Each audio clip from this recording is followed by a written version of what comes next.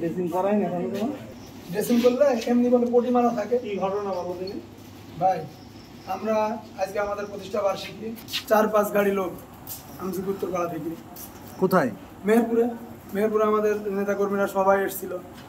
এখানে আসার পরে আমরা যখন বাড়ির দিকে রওনা দিলাম আমাদের র্যালি শোভা র্যালি শেষ করে, তখন ওরা পূর্ব পরিকল্পনা অনুযায়ী পূর্ব প্রস্তুতি অনুযায়ী আমজুবি বাজারে সাবেক সাইফুল চেয়ারম্যানের যেই কার্যালয় ওইখানে তারা ছাদের উপরে ইট পাটকেল থেকে শুরু করে A to Z তারা যে বাংলা অস্ত্র বলে ড্যাগার, রামদা, তারপর আপনার হচ্ছে ওই যে চেন স্পকেট কেটে হাফ করে বানায় সেই এগুলো নিয়ে সব রেডি।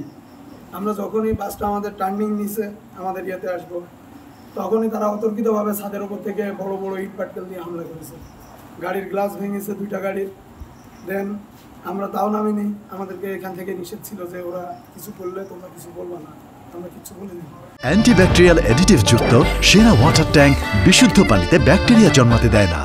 আমাদের ছেলেপেলেদের বাসের পেছনের গেট থেকে নামায় নিয়ে মাস শুরু করেছে। তখন আমরা তাকে চিনে নিয়ে আমরা পালায় এসেছি, আমরা সরে এসেছি, আমরা তাও মারামারির ভিতরে যেতে চাইনি। তারপরেও যখন হলো না 2 সাইড থেকে আমাদেরকে ঘিরছে। এক হচ্ছে অফিসের সামনে ওর ওইখানে, আর আরেকটা হচ্ছে ওর বাড়ির যেই রাস্তা শেখপাড়ার যে রাস্তা ওইখানে ঘিরছে। 2 সাইড থেকে আমাদের ঘিরে মাঝখানে আমাদেরকে মারধর করেছে। কতজন আহত হবেন এরকম?